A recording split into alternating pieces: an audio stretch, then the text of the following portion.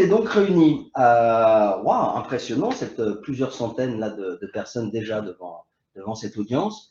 Donc, on est très heureux de vous retrouver pour cette webconférence sur un des sujets que vous nous avez, sur lequel vous nous avez sollicité en tout cas, qui est comment augmenter sa visibilité digitale pour capter des vendeurs et des acheteurs, sachant que changement de marché égale changement de stratégie.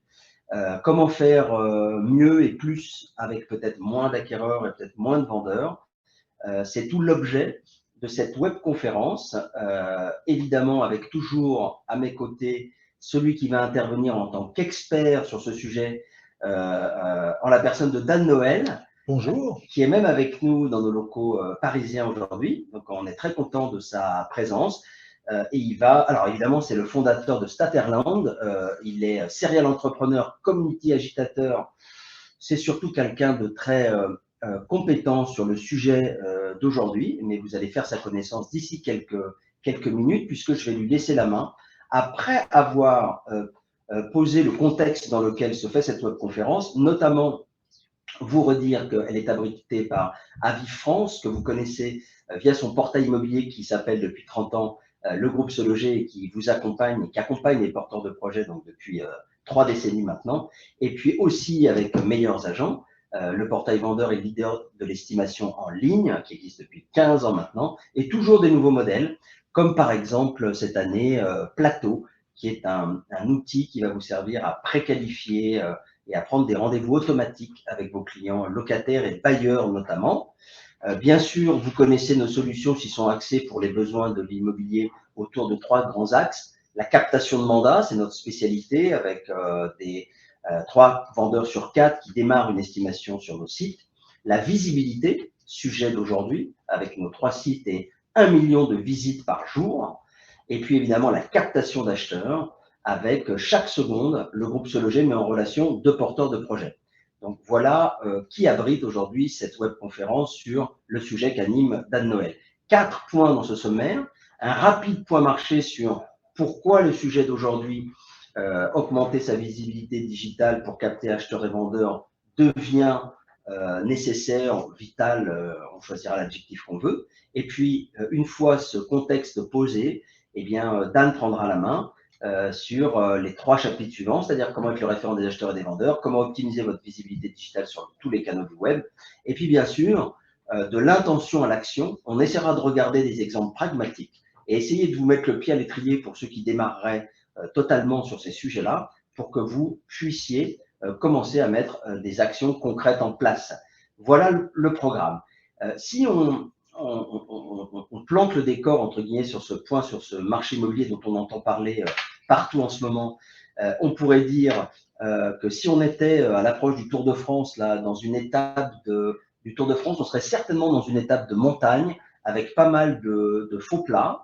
Voilà ce que j'ai envie de dire en tout cas, avec des bonnes nouvelles et puis des préoccupations où en fait, qu'est-ce qui fait que ce marché est en transition et qu'il faut se réadapter et inventer autre chose. On dit parfois, tiens, ce marché qui est en transition, il change. Bah, est-ce que vous avez changé de stratégie ou est-ce que vous avez changé? Parce que sinon, il va y avoir un décalage.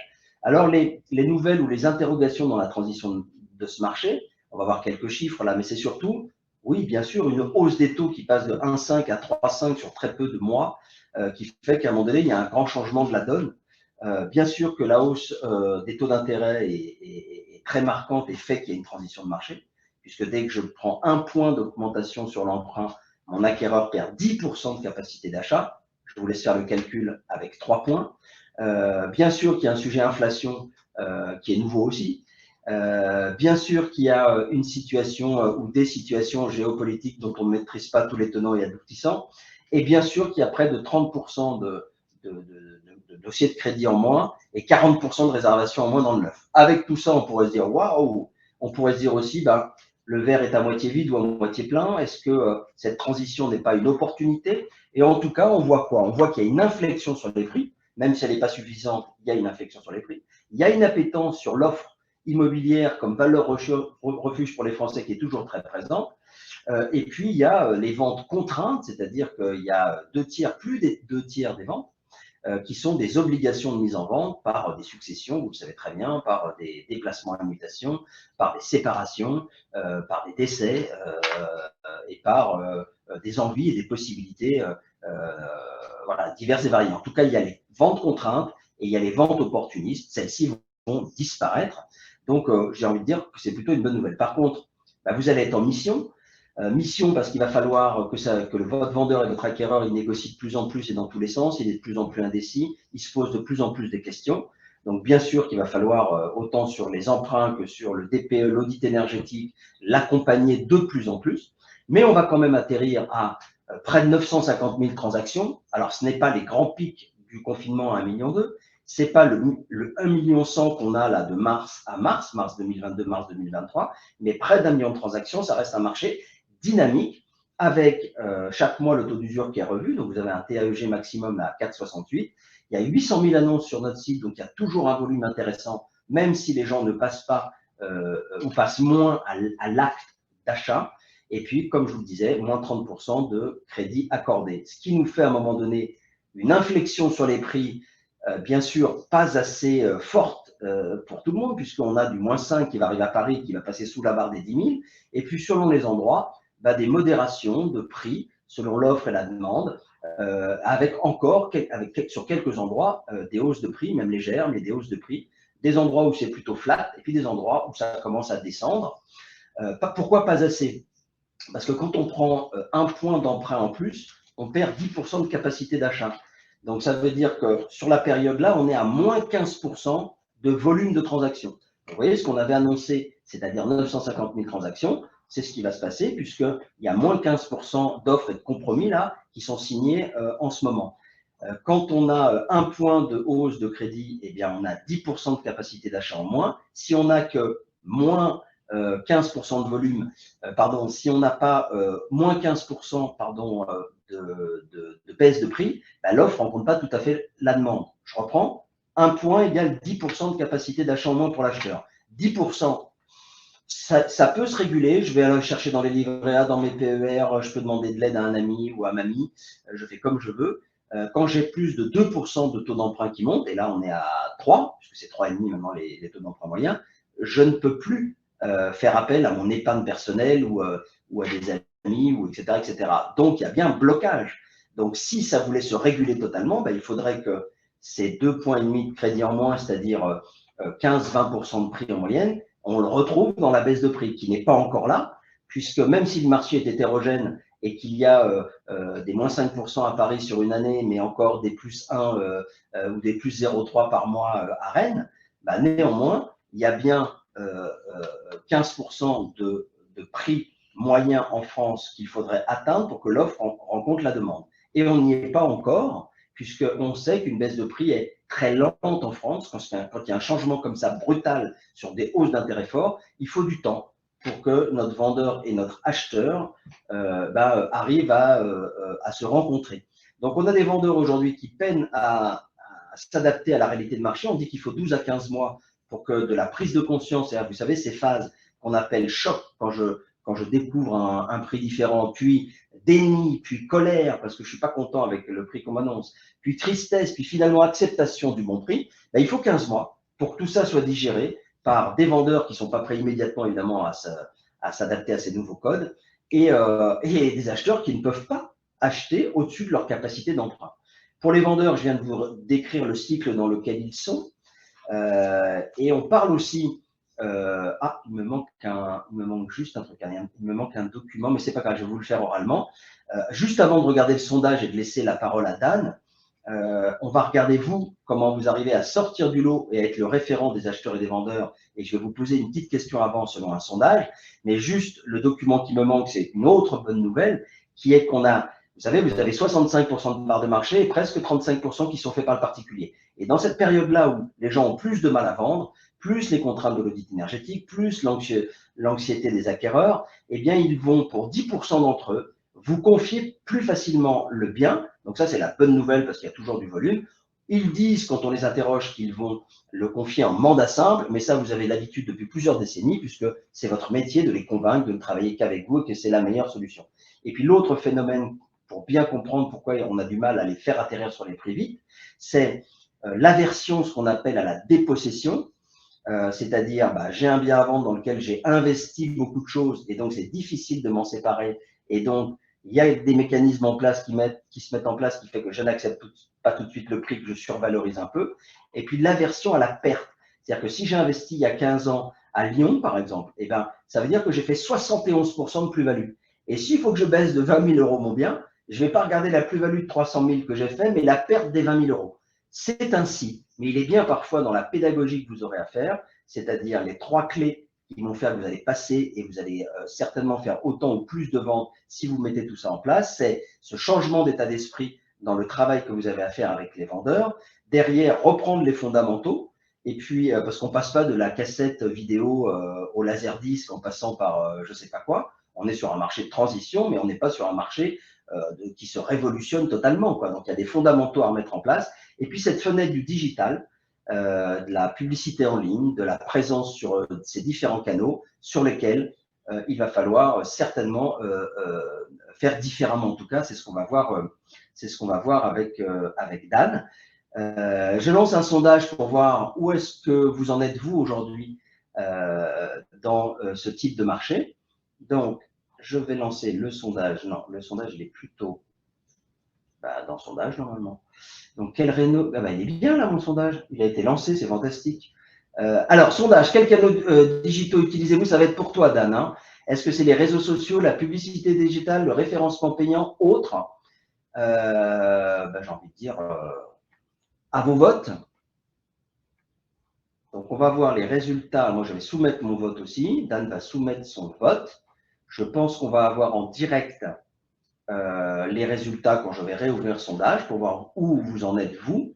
Et puis, à partir de là, eh bien, la promesse qu'on vous a faite, c'est-à-dire de vous délivrer de la valeur avec comment augmenter votre visibilité digitale pour capter des acheteurs et des vendeurs avant les autres, va apparaître. Donc, vous êtes à 46% à utiliser comme canaux digitaux les réseaux sociaux, et puis pour 24%, la publicité digitale, et pour 20%, du référencement payant.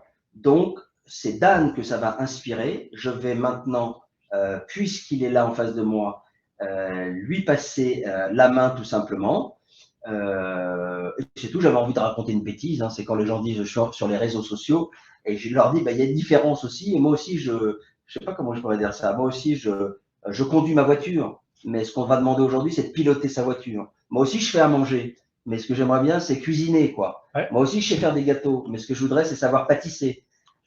À toi, Dan. Ben, je suis très content de cette invitation, de ce que tu vas nous délivrer. Eh ben, c'est moi qui vous remercie tous et toutes pour votre accueil à Paris et en live ici dans ce webinaire cet après-midi, cette webconf. Et effectivement, Alain, comme tu viens de le dire, je rebondis là-dessus. Je fais une analogie aussi sur la voiture que tu viens de faire, c'est-à-dire que souvent les gens disent oui, j'aimerais bien, mais je ne peux pas, j'ai peur, etc. Sachez quand même que la plupart d'entre vous, vous conduisez une voiture et vous n'êtes pas né avec le permis de conduire. Donc, comme quoi, il y a vraiment une progression. Et j'étais très heureux de découvrir les résultats du sondage parce qu'on voit qu'on est face à un public. Alors, j'espère, et c'est mon but cet après-midi, de vous délivrer un maximum de valeurs, de trucs, d'astuces, de tips, de stratégies, de tactiques à appliquer pour que vous puissiez avoir des effets de levier importants. Le tout dans un contexte, on va dire, un particulier. Je sais que c'est toujours très frustrant, mais tout de suite comme ça, on met les choses à plat. On a un temps limité. Je vais vous donner des pistes. On va essayer de rendre ça le plus actionnable possible, mais plusieurs fois, probablement, je vous ferai donc référence à des propres recherches que vous pourriez continuer de votre côté. Je m'excuse déjà de ne pas pouvoir aller plus dans le détail, mais voilà, c'est exactement l'angle qu'on a pris. Et vous verrez qu'on va surtout être dans l'esprit d'allumer la flamme, donner une impulsion, allumer le feu, comme disait l'autre, des pistes, parce que, comme disait le fameux Bernard Tapie, la différence entre celui qui a du succès et celui qui n'en a pas, c'est celui qui n'a pas de succès disait ou dit « je voudrais », celui qui commence à avoir du succès dit « je veux », et celui qui réussit vraiment, c'est celui qui dit « je veux absolument ». Donc, je ne suis pas dupe, l'action, c'est vraiment ce qui fait la différence, et je vais essayer de vous passer un maximum d'informations cet après-midi. Donc, pas plus tard que tout de suite, on va se lancer. Alain, si j'essaye de prendre la main, voilà, c'est très bien. Donc, on va y aller franco directement. Première chose, on va être dans l'actionnabilité directement. Quel que soit le canal que vous allez utiliser. On va en parler dans quelques instants. Digital principalement cet après-midi, avec un focus réseaux sociaux, display publicité digitale, avec ou sans reciblage. Ce qui est important, avant toute chose, mesdames et messieurs, c'est de vous lancer dans la bataille avec un objectif ou des objectifs clairs, précis, de savoir pourquoi vous le faites. Et non pas vous dire tout le monde le fait, on me l'a dit dans un webinaire, etc. Non, d'identifier vous clairement vos objectifs pour cette présence, ce qui est une condition sine qua non pour avoir du succès, notamment en marketing digital. Alors, vos objectifs, on peut les voir dans un continuum, hein, simplement développer une notoriété, être vu, pour pouvoir ensuite être intéressant, créer de l'intérêt, susciter de l'envie auprès de vos cibles, de vos prospects, de vos contacts potentiels, qu'il s'agisse du côté de l'acheteur ou du vendeur, pour pouvoir ensuite être préféré. Et qui dit préférence dit à un moment donné de faire du business, parce qu'on est quand même là pour ça ensemble cet après-midi.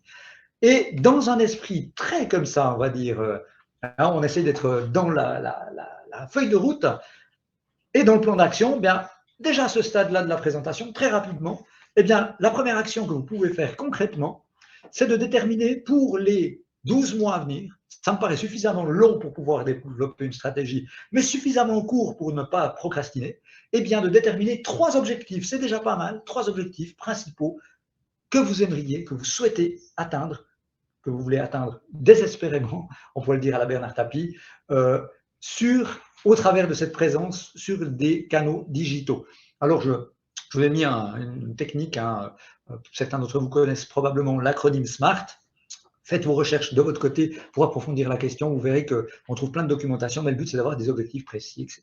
J'aime bien rajouter par rapport au modèle que vous trouverez peut-être le E et R à la fin, de Smarter, donc plus intelligent en anglais, parce que moi, je trouve personnellement que les objectifs, ils sont vraiment top lorsqu'ils sont excitants et risqués, parce que ils font un peu peur, mais c'est ce qui permet aussi de sortir de sa zone de confort et tout ce que vous rêvez d'atteindre et les résultats incroyables que vous pouvez également activer se trouvent généralement un tout petit peu en dehors de sa zone de confort. Il faut oser aller la titiller. On parlait donc du pourquoi. C'est un premier début impératif pour avoir du succès sur les canaux digitaux. La deuxième étape, c'est de dire, OK, on a travaillé le pourquoi, les objectifs. La deuxième étape, c'est pour qui? Pour qui, c'est les cibles.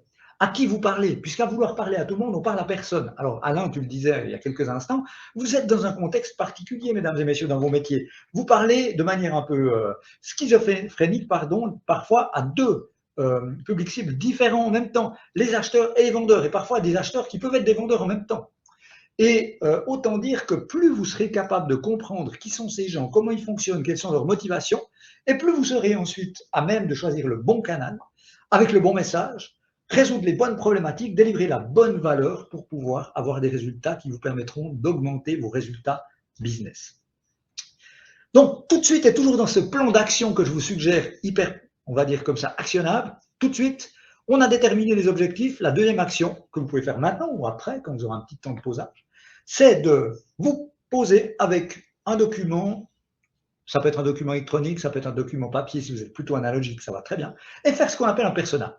Persona, c'est un portrait robot, un archétype des gens à qui vous parlez, du côté des vendeurs et du côté des acheteurs, pour déterminer vos niches, vos cibles de prospection. Et plus vous pourrez les qualifier, plus vous pourrez les décrire, plus vous serez ensuite pertinent dans votre approche marketing. Donc, dites qui ils sont, donnez-leur un prénom, trouvez une photo peut-être sur Google Images de la personne qui représente le plus, de l'archétype. Ça permet de personnaliser, de personnifier cet avatar, on va dire comme ça, de la clientèle cible que vous voulez toucher. Et prenons quelques exemples, parce que du côté de l'acheteur, vous avez des acheteurs qui sont peut-être des primos, des secondo acheteurs. Vous avez également des gens qui vont peut-être acheter pour des raisons d'investissement plus ou moins importants à des moments différents de leur vie. Et les messages, les canaux à utiliser ne seront pas les mêmes. Et si vous faites déjà ces deux choses, c'est-à-dire de préciser vos objectifs pour voir comment vous avancez, deuxième étape de préciser à qui vous parlez, qu'est-ce qui les anime, facteur de motivation, vocabulaire, langage à utiliser, et plus vous serez pertinent par la suite. Et on arrive à un sujet que je trouve particulièrement central à ce moment-là de ce qu'on voulait se dire ou ce que je voulais partager avec vous, c'est ce que j'aime appeler la machine à contact. Comment vous allez capter des leads, si on utilise un langage vraiment de vendeur, de chasseur d'affaires. Alors, c'est vrai qu'en langage marketing, il y a deux grands courants, pourrions-nous dire ainsi, l'outbound marketing et l'inbound marketing. Alors ça, c'est des gros mots, mais si on essaye d'être très simple, parce que c'est souvent aussi ça qui permet d'être le plus pragmatique et le plus efficace. L'outbound marketing, c'est des méthodes, des tactiques où vous allez chercher les gens. Alors, vous savez, moi, je suis un fanatique, un passionné de digital, mais les vieilles casseroles donnent aussi des très, très bonnes soupes. Hein. Tout n'est pas à jeter, bien au contraire. Et donc, si on donne un exemple concret de marketing, d'approche tactique traditionnelle d'outbound, c'est simplement de prendre son téléphone et de faire de la prospection ou d'aller sonner aux portes. Donc, on peut le faire également de manière numérique maintenant, comme on le dit, à l'échelle, en contactant les gens par email, en faisant de la pub sur les réseaux sociaux ou en payant un moteur de recherche comme Google pour ressortir dans les résultats de recherche. C'est une manière de faire, ça fonctionne très bien. Mais il faut, à mon avis, la compléter par une approche au moins d'inbound marketing. Alors, l'inbound marketing, si on essaie de vulgariser ça, simplifier à l'extrême, c'est de dire, je vais poser des hameçons, vous savez, comme un pêcheur qui met son hameçon avec un petit verre au bout pour que les gens viennent à vous. Hein. Outbound, vous allez les chercher, inbound, ils viennent à vous. Alors, clairement, hein, dans un monde traditionnel de marketing, ça peut être d'organiser un événement dans votre commune, dans votre quartier, une conférence dans laquelle vous répondez à un certain nombre de questions. Pourquoi pas, physiquement? Eh bien, vous pouvez faire ça au travers d'un webinar, d'une webconférence, comme on est en train de le faire actuellement. Pourquoi pas? Et délivrer de la valeur, votre expertise. Et tous les autres éléments que vous voyez sur ce graphique. Ce qu'il faut retenir, c'est qu'effectivement, plus le monde avance, et moins les gens sont sensibles parce qu'on vous savez, on les sature un peu sur des méthodes vraiment entre guillemets, de marchand de tapis, hein, où on est vraiment tout le temps très à l'attaque comme ça, plutôt très, très fortement dans l'outbound marketing. Et de plus en plus, les gens sont sensibles et convertissent aussi d'autant plus lorsqu'on utilise des techniques plus fines qui cherchent à créer un sentiment de réciprocité auprès des cibles que vous visez et que vous fassiez germer dans leur esprit un sentiment tellement positif et de réciprocité que le moment où ils cherchent un appartement à acheter ou à vendre, il n'y a qu'une seule personne qui, pof, apparaît dans leur tête comme un génie, top of mind, comme on dit en marketing, ou sur le devant de la pile cognitive, comme tu dirais Alain si bien, eh bien c'est vous. Et c'est dans ce sens-là que je vous propose de travailler également pour compléter votre arsenal de machines à contact. Alors, des canaux physiques, hein, il y en a un certain nombre, on vous en a cité quelques-uns, vous en avez peut-être d'autres aussi dans votre boîte à outils. Ça fonctionne toujours très bien. On sait à quel point, par exemple, une exposition télévisuelle peut avoir un impact très fort. Vous verrez tout à l'heure, on parlera de la fameuse famille Kretz qui donc capitalise à fond aussi sur ce levier-là. Il y en a plein d'autres. Comme je vous le disais tout à l'heure, absolument pas acheté, bien au contraire, mais à mon avis, à compléter par plein d'approches de canaux digitaux qui ont un énorme avantage par rapport aux canaux physiques. Souvent, c'est de ne pas avoir l'homme du milieu, comme on dit, ou le middleman. De manière très caricaturale, vous voyez, il n'y a plus de physionomiste à l'entrée de la boîte de nuit qui vous dit « tu n'as pas la tronche de l'emploi, hein, tu ne peux pas rentrer, pas ce soir, tu n'as pas la vibe de la soirée ». Eh bien, c'est la même chose avec les réseaux sociaux. Vous voulez lancer votre émission de radio, ben vous sortez votre téléphone, vous prenez une application de type Spotify Podcast et vous êtes en live quasiment dans le monde entier. Vous voulez créer une chaîne de télé, vous imaginez ce que ça pouvait coûter à l'époque. Aujourd'hui, même chose, votre téléphone portable, au pire une petite caméra, vous broadcastez ça en live ou vous allez sur YouTube, il n'y a plus, l'accessibilité n'est plus un problème. Donc ça, c'est extraordinaire et je pense que de passer à côté de ces effets de levier, ce serait vraiment très dommage. Et mesdames et messieurs, ce qui est d'autant plus fantastique dans votre domaine, c'est que, contrairement à ce qu'on croit, très peu de gens de votre domaine le font et le font bien. Il vous suffit d'être un tout petit peu plus actif, un tout petit peu plus pertinent, un tout petit peu plus innovant, un tout petit peu plus créatif, un tout petit peu plus volontaire que vos concurrents et vous allez sortir fortement du lot. Et là, vous avez un certain nombre de canaux digitaux que vous pourriez emprunter, utiliser. On va faire un focus, hein, c'est un parti pris sur le marketing de contenu, sur le display et sur la publicité digitale, mais évidemment, le panel est beaucoup plus large que ça. Il faut bien oser, quoi. Il faut apprendre à oser. Alors, je vais caser un certain nombre de trucs, parce que c'est un jeu qu'on a entre nous. Vas-y. Qui est évidemment d'apprendre à oser et de démarrer quelque chose. On dit qu'un néophyte ou un imbécile qui marche ira toujours plus loin que deux intellectuels assis. Donc, n'ayez pas de complexe à vous lancer dans ce qui peut paraître un peu complexe là, dans ce que vous présente Dan. Et en fait, il y a tellement peu de gens qui font ça bien, notamment chez les agents immobiliers, que vous avez un boulevard aujourd'hui. En faisant un tout petit peu, vous allez gagner beaucoup. Oui, je crois que c'est vraiment un bon point, oser. Et vous savez, les gens vous oublient vite. Alors c'est bien dans certains cas, notamment parce que si vous faites des tests, sauf si vous avez pris des positions indéfendables, ce que vous ne ferez pas, eh bien clairement, On dit toujours, hein, notre meilleur contenu sera le prochain. Et cet état d'esprit de progression permanente, et j'apprends, et toutes les erreurs, entre guillemets, que je font le meilleur contenu qui va venir après. Je pense que c'est le bon état d'esprit à cultiver. Et toujours dans notre état d'esprit, ou plutôt de notre plan d'action, vous vous rappelez, action numéro 1, on a dit déterminer les objectifs. Action numéro 2, préparer ces portraits robots, hein, de à qui on parle, histoire de mieux tailler le message. La troisième action que je vous suggère dans votre plan d'action pour vous activer, c'est de déterminer 3 canaux différents à tester dans les prochains 6 mois. De préférence, peut-être des canaux que vous n'avez pas empruntés jusqu'à présent, et faire vos tests, vos itérations, apprendre, et choisir bien entendu, hein, ces canaux en fonction des connaissances préalables que vous avez, parce que ça va vous permettre d'être plus facilement opérationnel, plus rapidement.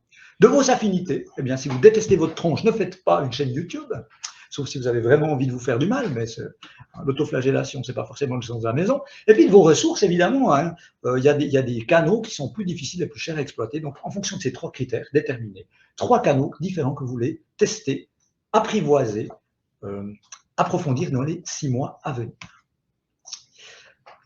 Je crois que nous avons un sondage pour voir où vous en êtes. Donc, sur ce deuxième sondage, quels réseaux sociaux utilisez-vous régulièrement? Vous avez donc le choix entre Facebook, Instagram, LinkedIn, Twitter ou autres. Je ne dirai pas quels sont les autres.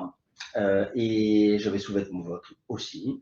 Ah, on va voir vous. J'ai soumis mon vote. Alors j'avoue que, mis à part Twitter, pendant que vous votez, parce que Twitter, vous avez peut-être entendu à mon accent, hein, qui est un petit peu particulier. Je suis un Helvète de base, même si mon papa est français, donc moi je suis suisse.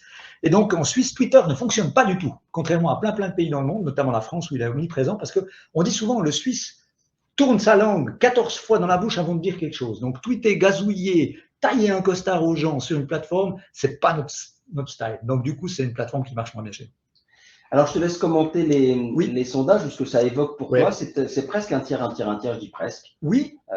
Regarde, qu'est-ce que ça t'évoque? Alors, ça m'évoque quelque chose de très positif, c'est-à-dire que vous êtes déjà utilisateur, utilisatrice de plusieurs canaux ou plusieurs réseaux sociaux, ça dépend comment on veut les qualifier dans ce sens-là, ce qui montre que vous avez un panel intéressant. Et une fois de plus, ce n'est pas parce que Facebook n'est pas forcément la plateforme qui a le plus le vent en poupe de manière, on va dire, en termes de notoriété ou en termes de être à la mode en ce moment qu'il faut la déserter. Bien au contraire, ce matin, on en parlait avec une autre audience où on disait effectivement qu'un échelon local pour un public cible de plus de 40 ans, c'est vraiment un canal extraordinaire de prédilection. Donc je dis vraiment, choisissez vos canaux, le canal, la plateforme en fonction de à qui vous parlez. Et donc on voit que vous avez un arsenal, un panel qui est relativement diversifié. Je trouve ça très bien et très réjouissant. Donc, on va continuer notre parcours avec des bonnes pratiques, trucs et astuces pour pouvoir être plus visible en digital. Et on va commencer tout de suite par un focus sur les réseaux sociaux. Et avec le leitmotiv, hein, Alain, être top of mind, gros mot, de gros marketeurs qui dégoulinent, hein, on pourrait dire être premier dans l'esprit des gens lorsqu'ils vont pouvoir faire un choix. Alors, il existe de multiples manières de le faire. J'en ai sélectionné 2 qui me paraissent particulièrement pertinentes en ce moment, et pour vous, dans votre métier, dans votre univers. En premier lieu, ce qu'on appelle le social selling, ou la vente sociale.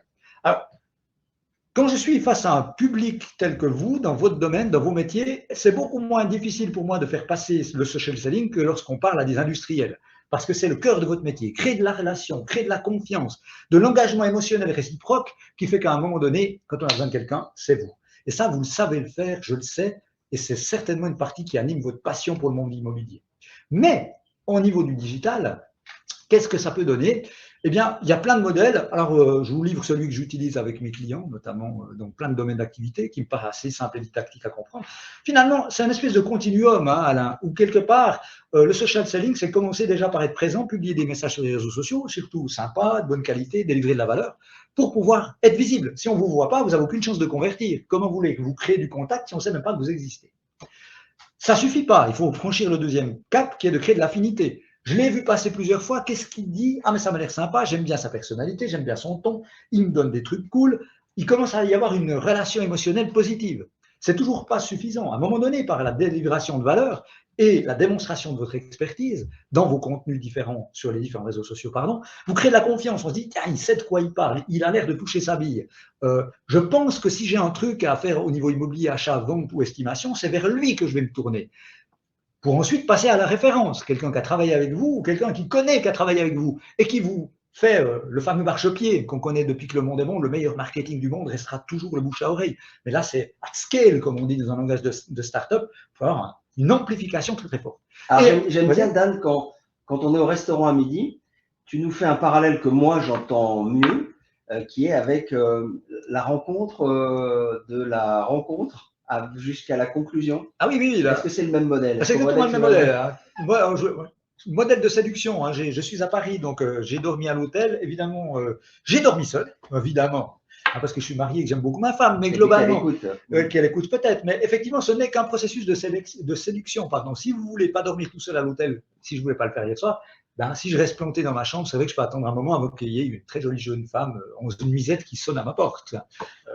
Donc, je vais aller me balader sur le rooftop, je vais aller me mettre au bon endroit, je vais créer de l'affinité. Vous savez que des techniques de drague un petit peu vieillottes chez moi. J'ai connu ma femme, j'avais 15 ans, 14, j'en ai 48 samedi, donc un peu rouillé. Hein, vous habitez chez vos parents, puis à un moment donné, il faut convertir. Quoi. Le business, tu viens avec moi dans ma chambre. Quoi. Ben, c'est exactement ça. Et si vous vous placez dans un univers de séduction, vous verrez que ce n'est que le même processus, mais appliqué à un processus de marketing digital. Deuxième concept, deuxième tactique, deuxième stratégie, pardon, qui me paraît capitale, plus que jamais à travailler, ce qu'on appelle le personal branding, et encore plus dans votre métier, où c'est un métier de confiance entre êtres humains. Le personal branding ou la marque personnelle, c'est se considérer soi-même comme une marque, toute proportion gardée, parce qu'évidemment, on n'est quand même pas un tube de dentifrice, mais le but est de pouvoir créer de manière stratégique cette relation. Parce que le personal branding, sinon, il y a deux manières de le faire. Hein, on peut dire la manière accidentelle, que vous œuvrez comme ça, vous faites un peu n'importe quoi, vous aurez une image, on vous prêtera une image, une vibration, mais qui ne sera peut-être pas la bonne. Hein, la deuxième manière, c'est intentionnel, et c'est ce que je vous propose, de créer cette marque personnelle. Alors, quand on essaie de décrire ça le plus simplement du monde, c'est simple, très cash, 10% des gens vous adoreront quoi que vous fassiez. Hein, j'aime bien dire, même si vous pétez dans un micro, les gens vont dire, mais qu'est-ce qu'il est génial. Par contre, vous aurez également, c'est l'effet miroir, 10% des gens qui vous détestent copieusement, même si vous êtes d'une pertinence absolue. Ils n'aiment pas votre tronc, ils n'aiment pas votre voix, ils n'aiment pas vos lunettes, ils n'aiment pas votre coupe de cheveux, ou vous les énervez parce que vous faites un truc qu'ils auraient bien voulu faire. Tant pis, je dirais même tant mieux, puisqu'on dit que quand on commence à avoir des haters, des gens qui ne vous aiment pas sur les réseaux sociaux, c'est un bon signe parce que ça veut dire que votre voix commence à compter. Dans tout ça, qu'est-ce que c'est que le personal branding? Eh bien, c'est d'influencer positivement le 80% des gens qui restent et de les faire basculer du côté clair de la force et non pas obscur. C'est toute votre mission, c'est tout l'enjeu du personal branding. Mais comment faire, du coup, me diras-tu, Alain, et vous peut-être? Eh bien, ce n'est qu'un processus de création de marque. Alors, une fois de plus, hein, vous pouvez faire des recherches, vous avez, je crois, vous aurez à disposition la documentation, mais hein, il y a un processus qu'il faut suivre. Retenez toujours que plus vous serez préparé, que vous aurez pris le temps de définir clairement pourquoi vous le faites, où vous voulez aller, quel est le message, plus vous aurez construit ceci de manière intentionnelle, plus vous serez pertinent et pertinente. Et juste un exemple parmi tant d'autres, sur l'aspect univers visuel, ça a l'air de rien, mais c'est ce qu'on appelle une encre en matière de personal branding. J'ai accompagné quelqu'un qui fait exactement le même métier que vous, mais du côté helvétique de la frontière, donc en Suisse, qui est un agent immobilier qui se tire la bourre également dans un marché aussi en Suisse très compétitif et compliqué. Et il a réussi à se faire une très jolie place grâce à son look. C'est un monsieur qui est toujours tiré à quatre épingles, genre dandy, presque de l'époque victorienne, on va dire, avec des moustaches comme ça et toujours des chaussettes rouges. Ben, je peux vous dire que les gens se rappellent. Alors en même temps, c'est juste une encre, il est bon dans son métier après, mais il a créé cet ancrage. Et ça, c'est important parmi différents éléments. Donc, trouvez votre singularité, j'y reviendrai dans quelques instants. Quelques tactiques pragmatiques livrées comme ça pour remplir votre boîte à outils. On dit aujourd'hui, et c'est vrai, pour être bon, pour avoir du succès, il faut non seulement être super doué dans son domaine, ce que vous êtes, votre expertise, vos connaissances, mais il faut également être capable d'être excellent dans le faire savoir, c'est-à-dire devenir un média à proprement parler. Mais qu'est-ce que c'est qu'un média? Alors, voilà, on va se dire, s'il faut que je monte TF1, ça va être compliqué. Ben, c'est pas ça. Un média, c'est 3 piliers. 3 piliers, c'est 3 éléments que si vous les cumulez de manière efficace, vous aurez un succès phénoménal, c'est garanti pur pauvre. Premier levier, il vous faut un canal, un axe de viralité, c'est-à-dire une plateforme qui vous permet de toucher le plus de gens possible de votre cible avec le retour sur énergie et investissement de temps le meilleur possible. Donc c'est vite vu, hein. En matière actuellement de réseaux sociaux, il y a 2 réseaux qui sont exceptionnels en matière de viralité et de retour sur engagement, on va dire, ou énergie, c'est LinkedIn et TikTok. Alors les autres ne sont pas achetés, hein, mais c'est vraiment ceux qui ont, je dirais, le boulevard, notamment dans vos métiers. Alors, selon la cible que vous visez, ce sera plutôt LinkedIn ou plutôt TikTok ou un autre, mais choisissez un canal qui vous permette de, au moindre coût énergétique et d'argent, d'être vu et entendu par le plus de gens. Par contre, c'est des contenus de notoriété, ils ne durent pas longtemps, mais c'est le début du système. Pour avoir un système de médias, il faut rajouter un deuxième pilier, c'est le pilier de la durabilité, c'est-à-dire un vecteur dans lequel vous pouvez communiquer beaucoup de valeur. Des messages qui vont durer longtemps et qui vont créer cette crédibilité, ce sentiment d'expertise. Là, quelques idées.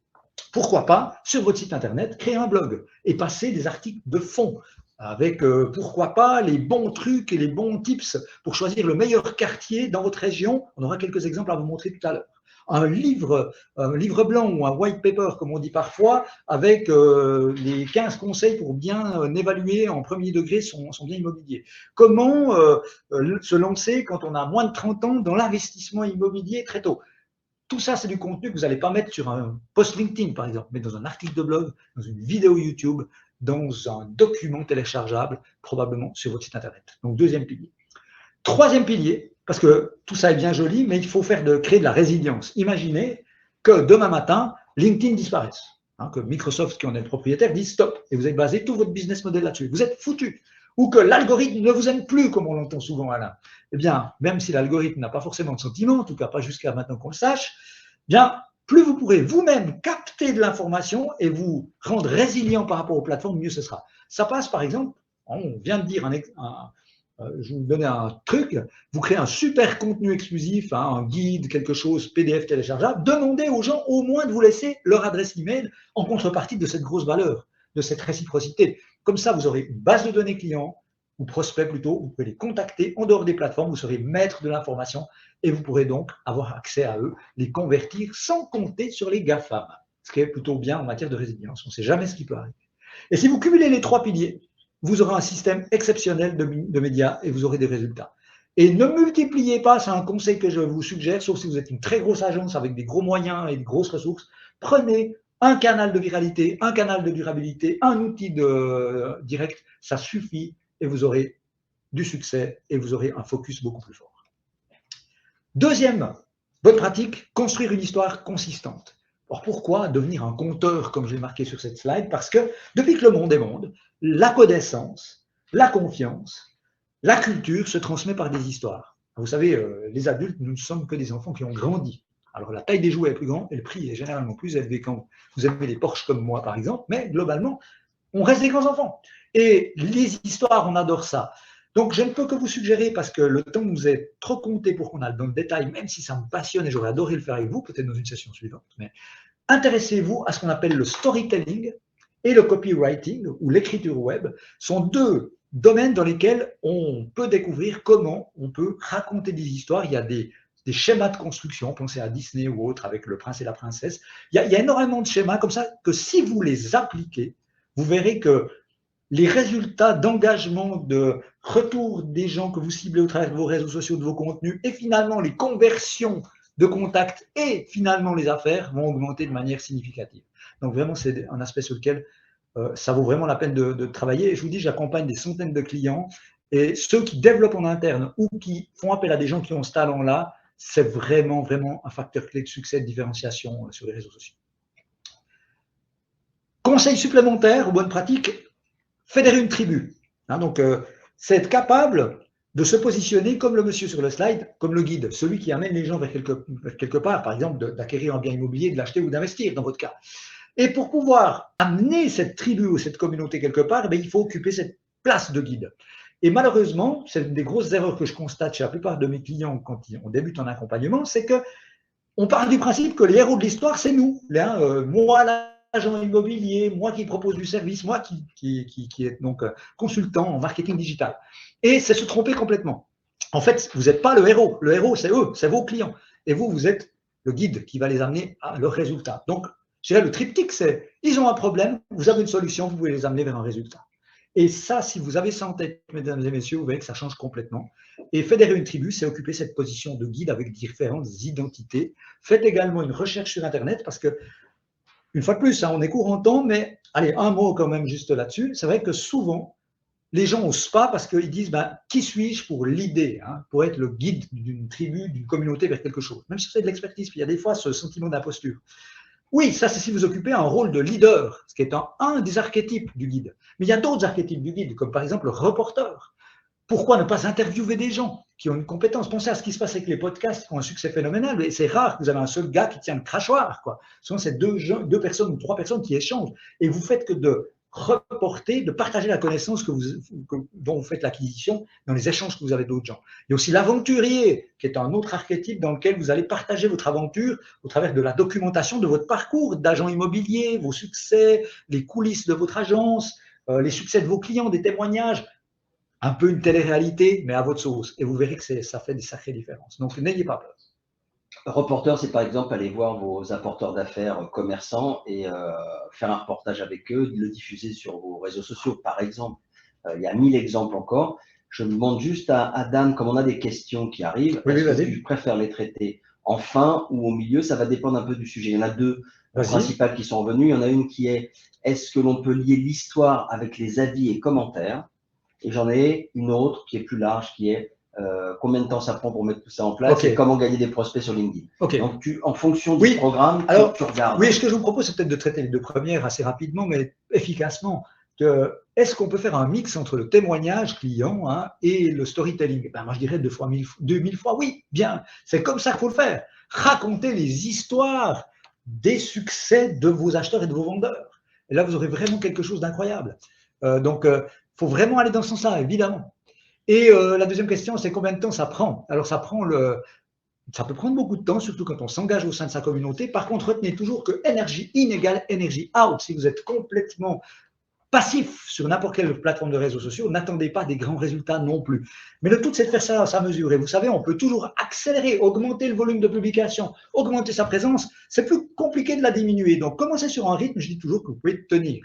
Si vous dites, je publie que 2 contenus par semaine, mais super qualitatifs, et vous êtes présent toutes les semaines, c'est bien mieux que se dire, j'ai vu Dan Noël et son truc, ça a l'air fou, j'y vais à fond, 6-7 fois par semaine, puis vous vous lassez au bout de 3 semaines, puis il ne se passe plus rien. Ce sera pire que tout, parce que les algorithmes vont vous détester et votre communauté également.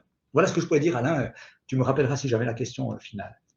Je continue avec une autre bonne pratique, c'est être soi-même et se différencier. Parce que c'est vrai qu'il faut avoir la tête qui sort, contrairement à ce qu'on dit dans ma contrée chez moi en Suisse, où on est très consensuel, on n'aime pas les gens qui sortent du lot. C'est comme ça qu'on est vu. Si vous ne sortez pas du lot, on ne vous voit pas. Donc, un peu à la manière du petit parasol au milieu des arbres verts, ce qui est vu, qui est différent, est capté et peut être préféré. C'est la sempiternelle histoire de l'être humain est biologiquement câblé pour voir la différence. Puisqu'il y a quelque temps, pas aussi immémoriaux que ça, à l'échelle, on va dire, historique très très large, cosmologique, un bruissement dans un buisson, être capable de capter la différence, c'était la différence entre rester vivant ou être mort parce qu'éventré par un tigre à dents de sabre. Aujourd'hui, il y en a moins, bien qu'on dise que des fois le milieu de l'immobilier est caractérisé par des requins, je ne crois pas que ce soit le cas, en tout cas ceux que j'ai rencontrés jusqu'ici, mais effectivement, on est biologiquement câblé pour voir la différence, donc plus vous serez singulier, plus vous serez différent, plus on vous remarquera, et donc plus votre message passera. Et cette singularité, cette différence, vous allez la trouver à la frontière, ou plutôt au mix de 3 éléments. Vos compétences, votre savoir-faire, votre expertise, vos connaissances, votre réseau, tout ça, mais pas uniquement. Votre personnalité, qui vous êtes, pourquoi vous aimez ce métier, quelles sont vos faiblesses, vos moments délicats, mais également vos centres d'intérêt. Un centre d'intérêt, évidemment, chez vous, autour de l'immobilier, mais pourquoi pas? Et je vous encourage fortement à parler de votre passion pour la décoration ethno-design nordique ou votre amour de trouver des solutions pour les gens qui sont délocalisés dans une nouvelle ville, parce que vous avez ce sens du service. Tous ces intérêts, tous ces éléments feront des facettes d'un prisme qui vous compose, qui fait qu'on s'attachera à vous comme un aimant. Et ça fait vraiment la différence. Ce qui amène, comme le cas de l'aimant, à la polarisation. Un aimant, ça attire, mais ça repousse aussi. Et ce n'est pas négatif, bien au contraire. La polarisation, c'est pas plaire à tout le monde. Mais à plaire à tout le monde, on plaît finalement à personne. À bas l'eau tiède. Donc clairement, affirmer des positions, avoir un avis, être clivant quand il faut. Il ne faut pas faire du clivage juste pour faire sympa. On connaît les polémistes, mais ne le faites pas. Mais quoi qu'il en soit, restez likeable, restez bienveillant, qu'on vous apprécie, parce que les gens détestables, ça amuse un moment, mais ce n'est pas très bon pour le business. Et vous savez, la polarisation, je disais pas plus tard qu'hier dans un bouquin assez passionnant, l'aspect sur Twitter où on dit que dans n'importe quel tweet, l'ajout d'un mot polarisant permet de faire augmenter de 17% le pouvoir de retweet. Donc, vous imaginez un petit peu, c'est que la polarisation devient presque le nitrogène qu'on met dans le dragster de la présence sur les réseaux sociaux. Ce qui m'amène à un élément capital, je l'ai mis pratiquement à la fin pour que vous le reteniez, c'est la valeur. Tout ça, c'est délivrer de la valeur, savoir donner, comme dirait presque Florent Pagny, c'est savoir donner. Donc, évidemment, donner, c'est délivrer un message de la valeur. Et c'est la plus grosse erreur que je constate. Et cette plus grosse erreur que je constate chez la plupart des clients que j'accompagne au début du processus, c'est qu'ils passent leur temps à vendre leur cam sur les réseaux sociaux. Et ils passent complètement à côté du truc en disant « Achetez mon produit, venez voir les objets immobiliers que j'ai mis dans ma vitrine, inscrivez-vous à ma webconf, allez voir mon article de blog, moi, je personnellement ». Mais les gens ne vont pas sur une plateforme de réseaux sociaux pour se faire enfiler de la pub. Ils y vont pour eux, pour s'inspirer, pour découvrir, pour apprendre. Positionnez-vous là-dessus. 9 fois sur 10, donnez pour la 10e fois uniquement. C'est à peu près la proportionnalité. Demandez. Et à ce moment-là, le sentiment de réciprocité sera tel que vous verrez que les résultats seront complètement fous, pire que le double effet qui se coule. Et les paliers de la valeur, évidemment, il faut bien commencer par quelque chose. Si vous êtes sur le niveau 0, vous ne faites que de suivre les messages de manière totalement passive sur n'importe quelle plateforme, n'attendez pas des résultats extraordinaires. Ne serait-ce que de la veille, peut-être, dans votre domaine, mais ce que vous voulez, c'est des résultats business. Passez au niveau 1 d'abord. Allez 3-4 fois par jour, tous les jours, commentez avec quelques mots, mais bien pensez, délivrez votre expertise sur des contenus, participez à des discussions sur des réseaux sociaux, sur LinkedIn par exemple. On demandez quelle est la bonne stratégie. Commencez simplement par interagir dans votre communauté sur des posts LinkedIn qui ne sont pas les vôtres en donnant de la valeur, de votre expertise. Montrez votre expertise. Passez au niveau 2 ensuite. Republiez des contenus qui ne sont pas les vôtres. Mais à ce moment-là, mettez votre petit mot. Pourquoi vous l'aimez, pourquoi vous ne l'aimez pas, qu'est-ce que ça suggère chez vous, pour arriver à la quête du Graal, à un moment donné, à produire vos propres contenus. Et là, vous aurez vraiment quelque chose qui fonctionne. Les 3 piliers médias, alors à mon avis, là, le titre n'est pas très bon. C'est pour voir si vous suivez. Mais en fait, le vrai titre de ce slide, c'est qu'est-ce que c'est que de la valeur, finalement, les 3 piliers du média, de la valeur, pardon. Les 3 piliers de la valeur, alors 3, normalement en anglais, là, on les a traduits pour être un peu plus didactique et accessible aussi, parce que l'anglais, c'est bien joli, mais le français, ça va bien.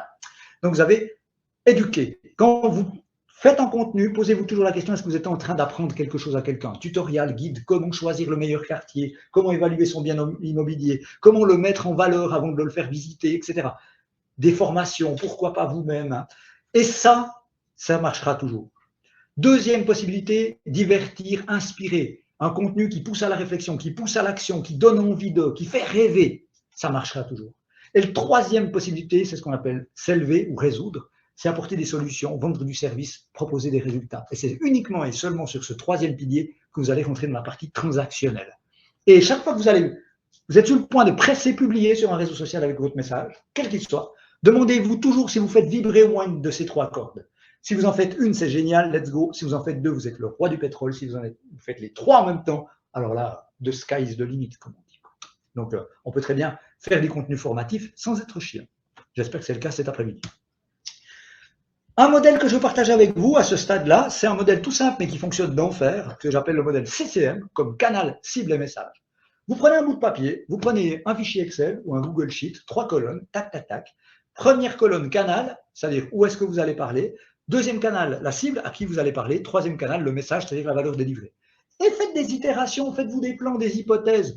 Je vais utiliser le canal de la pub digitale display dont Alain va vous parler dans quelques instants. J'ai envie de toucher des vendeurs, des gens qui veulent vendre leurs biens, qui sont CSP+, qui sont plutôt urbains ou campagnards, c'est égal. Et puis finalement, quel est le message que vous voulez leur faire passer? Vendez votre bien en moins de 30 jours.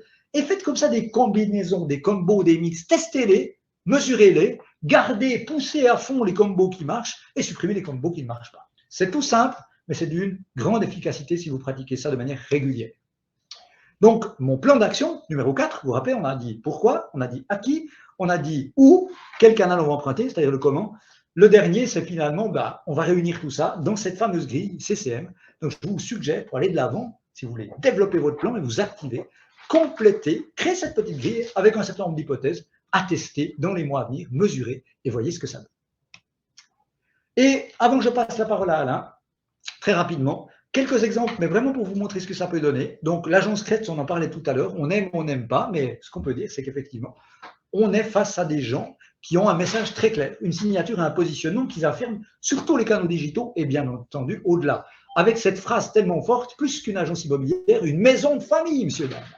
Et on voit la famille, on voit le salon, on voit la grand-mère. Et vous allez sur n'importe quelle plateforme, vous avez des messages qui sont congruents, qui sont alignés. On met parfois même des gens maintenant, parce que l'agence s'est développée, des gens qui ne sont pas de la famille, mais on fait on crée le sentiment qu'ils font partie de la famille. Regardez comment, sur c'est petit, mais on peut le voir, regardez si jamais sur leur site, comment ils qualifient l'équipe avec des mots très émotionnels par région. Vous voyez, un grand alignement.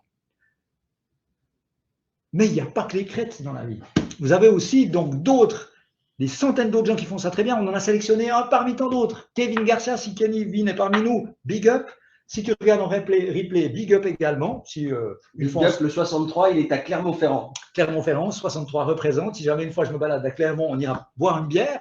Mais comme quoi, on peut faire des choses sans être l'agence Crête, hyper pertinente, en osant, en tentant, avec les outils à disposition, et faire des choses très très bien. Donc, Kevin, de la valeur, de la créativité, avec une page internet de l'agence pertinente, bien présentée, émotionnelle, une présence sur Instagram très forte où il utilise tous les différents modes d'expression, les publications dans le flux, les reels, les guides, la totale, avec aussi bien entendu un angle, comme je vous le disais, authentique, marque personnelle, il partage son quotidien, il documente. Et je ne suis pas dans le secret de Kevin Garcia, tu me diras, mais je n'ai pas l'impression que ce soit quelqu'un qui ait une armée de communicants. Non, il fait tout lui-même. Et ça fonctionne d'enfer. Et notre ami Kevin se fond même, vous voyez, d'être le guide de sa région, avec des contenus sur Clermont, avec des perspectives de développement du réseau urbain, avec des choses liées à l'architecture, aux monuments. C'est le maire virtuel de sa région. Il cartonne. Et des conseils aussi, comme je vous le disais, guide comment mettre en valeur son bien, comment bien choisir le quartier, etc., etc. Avec, pour terminer, Kevin va même jusqu'à nous créer un magazine de l'agence en utilisant une application pas chère, voire gratuite, un peu d'huile de coude et un résultat qui est vraiment probant. Et je tiens à féliciter Kevin pour ce résultat. Et Alain, je te repasse la parole pour la suite. On est sur des sujets tellement, tellement larges. On parle de publicité en ligne. Et dans les peut-être moins de 10 minutes qui nous restent là, je vais essayer de faire deux petites choses rapides. La première, bien sûr que pour… Alors, c'est ce mot display, encore une fois, qui veut dire le marché de la publicité en ligne. Toujours pareil, pour répondre à comment augmenter sa visibilité digitale et sa notoriété, ça veut dire que ça comprend ce que vous utilisez parfois sans le nommer display, qui sont tous les formats publicitaires graphiques, tels que vos vidéos, vos animations, vos pop-up et les bannières publicitaires d'ailleurs que vous utilisez chez nous, avec des objectifs qui sont comment vous augmentez votre visibilité, voire votre notoriété, avec des ciblages locaux et précis, sur une audience chez nous qui est 100% de porteurs de projets immobiliers, s'assurer qu'on se rappelle bien de vous, booster votre retour sur investissement en le mesurant et suivre vos résultats. Voilà ce qu'est la publicité en ligne. Si on voulait en dire un mot chez nous, par exemple, chez Meilleurs Agents, vous avez l'affichage publicitaire 2.0 qui est en fait la possibilité tout simplement de renforcer votre notoriété et votre visibilité sur des secteurs clés, en apparaissant, vous le voyez dans l'encart là qui est en bas, l'apport immobilier plutôt, en tête en fait de résultats quand l'internaute va sur, c'est ultra ciblé parce qu'il arrive sur la carte des prix, il arrive sur le comparateur d'agence par exemple, et là vous arrivez en tête, même si c'est pas vous qui avez vendu forcément le plus de biens sur la ville, vous pouvez quand même prendre cette position et être en tête. Et non seulement on va lui montrer que vous savez que vous vendez en volume, entre guillemets, mais si vous n'arrivez pas en tête, vous allez pouvoir lui démontrer que vous savez vendre aussi, puisque c'est votre avis client qui va être juste en dessous ce résultat en tête de page, qui va bien montrer en tout cas votre savoir-faire. Donc il y a une double intérêt là, c'est augmenter la visibilité et la notoriété de facto, j'ai envie de vous dire. La même chose sur Se Loger en réalité. On arrive sur… alors, je vais juste vous montrer les 30 secondes, là c'est simple, parce que ça va être plus simple que de vous montrer finalement la petite démo qui dure 12 secondes, je crois. Vous voyez, là j'arrive sur Lyon 6, je crois que c'est Lyon 6. Donc, j'ai un client qui fait une recherche sur Lyon 6. Je ne suis pas forcément celui qui a le plus vendu le plus de biens sur Lyon 6, mais j'ai acheté de la publicité digitale. Je me retrouve en haut, en tête de page, en masthead là-haut, tout en haut. Et puis, même au milieu ici, de manière native d'ailleurs, c'est-à-dire sans dénaturer, sans apparaître comme une publicité, vous vous retrouvez ici au milieu encore, avec une publicité en ligne pour vous rappeler à nouveau à votre prospect ou client, sachant que depuis maintenant un certain temps, il fallait avant 1, 2 canaux et puis 3, 4 contacts en gros pour apparaître et faire la différence. Donc je vous disais que il nous reste encore 3-4 minutes. Autant avant, il fallait 1 ou 2 canaux et 2 ou 3 répétitions. Aujourd'hui, on sait qu'on est à une omnicanalité, c'est-à-dire vos prospections physiques, il y en a qui se remettent d'ailleurs, qui ne faisaient plus de pige, qui refont de la pige, mais aussi tout cet aspect digitaux. Et on sait qu'il faut 7 à 8 canaux et 5 à 6 répétitions minimum pour passer d'un suspect à un prospect ou d'un prospect à un client. La même chose donc sur Se Loger avec ces en-têtes-là qui permettent d'apparaître à chaque fois en test de liste et donc eh bien, de faire la différence quand il y a une raréfaction d'acquéreurs ou de vendeurs, d'arriver avant les autres, d'être en haut et d'être ultra visible. Et puis, le deuxième sujet dont a parlé Dan notamment, mais là on était sur publicité en ligne, là on est sur le reciblage. Le reciblage, c'est quoi? Vous l'entendez sur le mot retargeting, avec des objectifs qui sont, comment j'augmente ma notoriété, mon taux de conversion. On verra que c'est plus de 80% de visites sur vos vitrines quand vous utilisez nos services de reciblage. C'est acquérir des nouveaux clients et c'est convertir un visiteur qui est déjà qualifié. La grande différence, vous connaissez le retargeting ou le reciblage, c'est vous naviguez aujourd'hui pour acheter une paire de sneakers, par exemple, aussi simple que ça. Donc, on vous considère, l'algorithme vous considère comme quelqu'un qui a de l'appétence pour les sneakers. Jusque-là, c'est pas compliqué. Et puis, vous sortez de ce site. Là, les sneakers, c'est terminé. Vous avez envie de voir les résultats de Roland-Garros, de quart ou des demi-finales. Eh bien, vous allez vous retrouver effectivement avec les résultats de Roland-Garros, mais à gauche, on va venir et que pour vous, vous reposter ou vous réintéresser au site de sneakers sur lequel vous avez de l'appétence. C'est-à-dire que vous êtes bien sorti du site, mais les baskets courent encore ou les sneakers courent encore après vous. C'est exactement la même chose avec nos outils chez Se Loger et Meilleurs Agents, avec Ad Manager tout simplement, où là, waouh, un accord avec Criteo, qui est une société française leader mondial du reciblage. Donc, c'est faire en gros, comment je pourrais dire ça, faire de la publicité comme les grands, avec les grands, où on s'occupe de tout. Ça veut dire quoi? C'est 80% de visiteurs en plus sur vos vitrines. C'est un internaute visite le site de Meilleurs Agents. Il se renseigne sur les prix, les quartiers, une demande d'estimation. Il sort pour aller voir les résultats de Roland-Garros.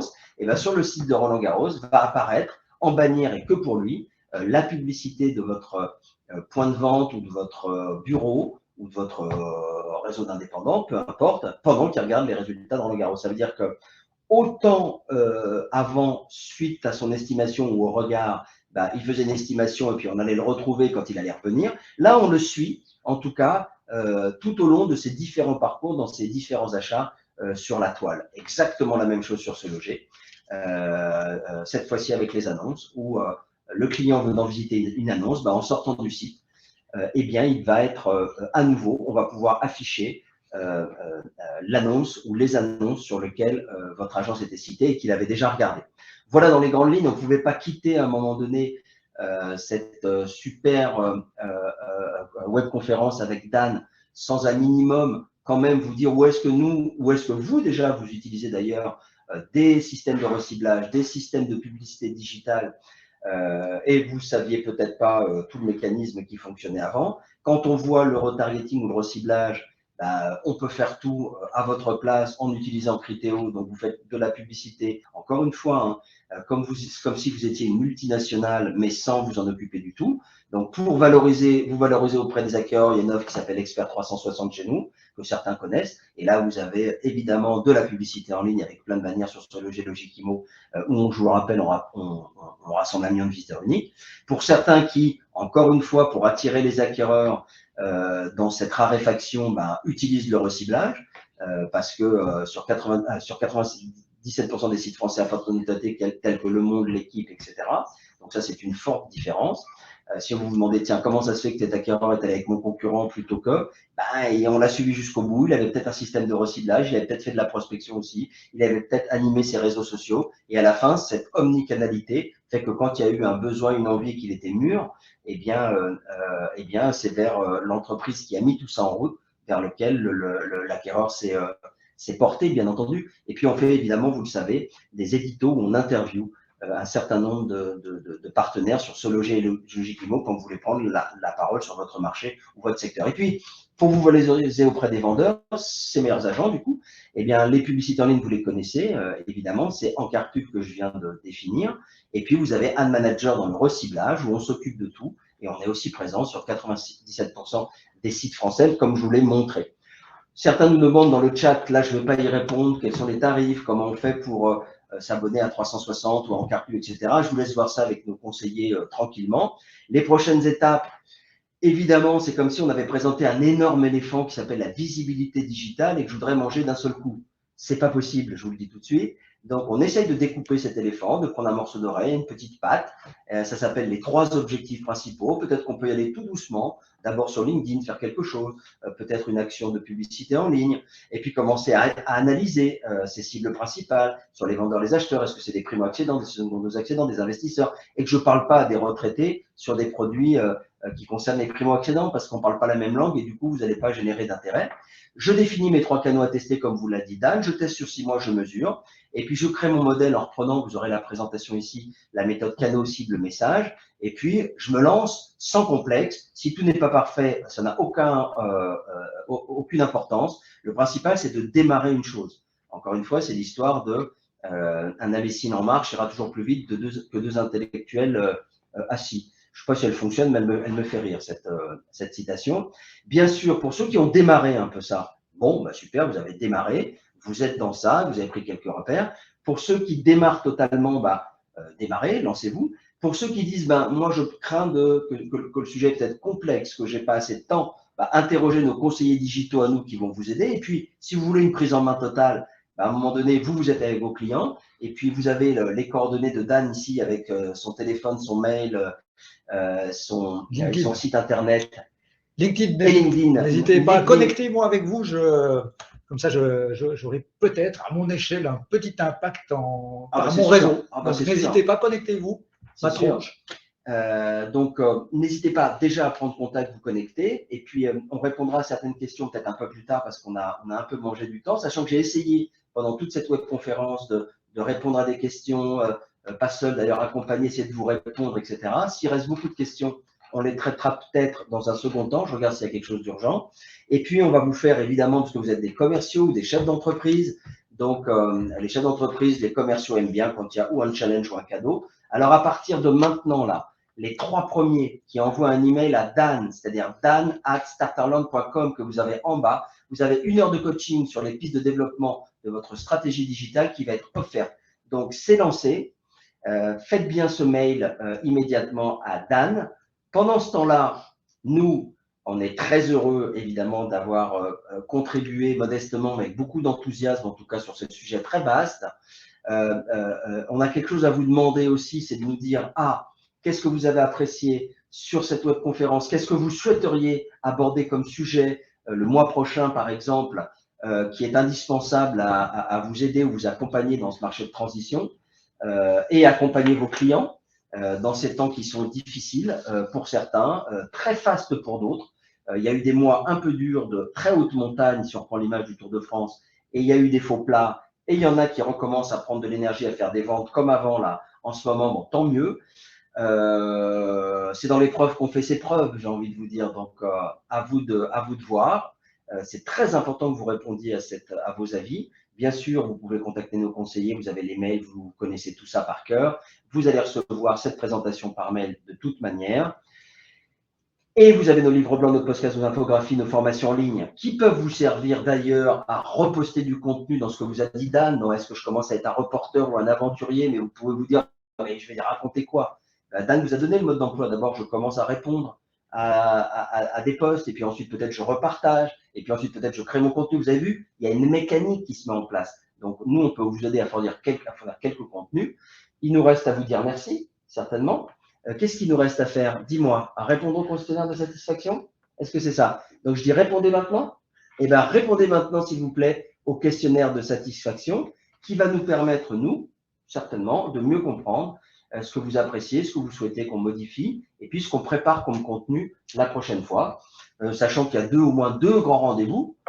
Pour ceux qui habitent Marseille, notez dans un coin de votre tête que le 22 juin, nous serons physiquement au Palais du Pharo et vous avez vos invitations dans vos boîtes mail. Et puis le 15 juin, chose extraordinaire, le marché du logement neuf qui fait les choux gras de la presse en ce moment. Donc, nous aurons le plaisir de faire une web conférence le 15 juin avec un des dirigeants de Nexity, un des dirigeants des grands comptes clients chez nous, pour nous éclairer aussi sur ce marché du neuf. Il me reste à remercier, je pense, Dan, pour ta venue, ta participation, tout ce que tu nous as délivré. Avec grand plaisir. Et je te laisse conclure. Hein. Ouais, bah, écoutez, immense plaisir. J'espère avoir partagé un petit bout de ma passion et de ma connaissance sur ces outils-là. Surtout, osez, tenter. Vous avez tout à y gagner. Et donc, alors est-ce qu'il nous reste une question ou deux? Alors, on peut faire quand même une question ou deux. Alors, qu'est-ce qu'on a comme question? Le Google My Business va être supprimé apparemment, donc les clients ne pourront plus mettre leur avis. Alors, c'est possible, j'avoue que je suis moins branché, je n'ai pas de insiders de chez Google, mais de toute façon, je crois que c'est André qui posait la question, j'ai vu passer quelque part, de toute façon, il y aura toujours probablement des plateformes d'avis, et je pense que c'est un outil, quelle que soit la plateforme d'avis, complémentaire à ce qu'on s'est dit, parce que ça crée de la crédibilité. Hein, alors, j'ai rarement un point de vue différent de Dan, mais sur Google My Business, il a un autre nom, mais il reprend les mêmes fonctionnalités avec beaucoup plus de choses. Pour moi, il n'y a pas de disparition, mais il y a une modification. Et ça, c'est la première chose. Ensuite, les avis sur Google My Business, c'est intéressant, pourquoi pas. Nous, évidemment, c'est pas que je prêche pour ma paroisse, mais je vais vous le dire en toute transparence. Dans tous nos services, vous avez aussi la possibilité de faire remonter vos avis clients qui remontent, soit vos avis clients que vous avez sur ImmoAdvisor ou Opinion System ou les avis clients meilleurs agents. Et c'est très bien quand il y a des avis Google, mais aussi des avis d'un tiers de confiance. Et c'est cette double source, entre guillemets, qui fait que vous avez encore plus de force dans la qualité de vos avis clients. Est-ce qu'on aura le replay? Oui, bien sûr. Comment utiliser TikTok pour avoir de la crédibilité? Alors, je pense qu'on peut l'utiliser en ayant de la crédibilité à partir du moment où on trouve sa voix. C'est clair que si on veut avoir de la crédibilité dans un marché quand même émotionnellement attaché et qui présente un moment de vie important, de confiance, il faut peut-être éviter de passer son temps à danser ou à twerker, quoi. Hein. Par contre, on peut très bien utiliser TikTok dans un format immersif pour faire des visites incroyables. On voit des gens qui ont des… Je pense que la créativité, c'est le maître mot, quoi. Hein, de jouer sur l'expérience immersive et de trouver son ton, ce qui n'est pas facile. Oui, puis n'imitez pas, vous êtes qui, soyez authentique là-dedans et ça peut fonctionner. Le retargeting est-il possible même que le client a désactivé les cookies, même avec un adblock? Alors, c'est deux questions, ça. Le retargeting est-il possible même si le client a désactivé les cookies? Ah, bonne question technique, hein, tout dépend effectivement de la plateforme de laquelle on parle, de la solution technique. Sachant quand même, le sens de la question est quand même intéressant plus globalement à traiter, c'est qu'on est quand même dans un monde dans lequel on devient de plus en plus mature sur comment on protège ses données. Et moi, je vois peut-être en prospective, un projectif comme ça, maintenant de plus en plus, on entend parler d'une sorte de coffre-fort numérique dont nous aurions la clé, nous utilisateurs, et dire j'ouvre ou j'ouvre pas les données, ce qui permettrait d'avoir de continuer d'accéder au retargeting. Mais c'est vrai que au travers des outils de adblockers, etc., bien ça limite un peu, dans certains cas, techniquement, les possibilités de retargeting ou de reciblage. Mais suivons ça de près. Est-il possible de connaître le nom de l'application pour les magazines en ligne? J'ai dû louper un truc là. Oui, alors je ne l'ai plus en tête, mais surtout, je vous la passerai. Connectez-vous sur Dan Noël LinkedIn et il vous donnera la réponse. Quel est le meilleur moyen de montrer son activité vidéo, photo, storytelling par les réseaux ou sur notre site? Les deux, mon capitaine. Oui. Hein, donc, en fonction de est-ce qu'on fait de la valeur à longue valeur ajoutée égale sur son site ou est-ce qu'on fait du contenu plutôt viral égale plateforme réseaux sociaux pour hameçonner. On ne peut pas vous prendre plus de temps que ça. Ça a été très généreux déjà d'être resté jusqu'au bout. On vous remercie beaucoup. On vous dit à très bientôt et merci et bonnes affaires à vous.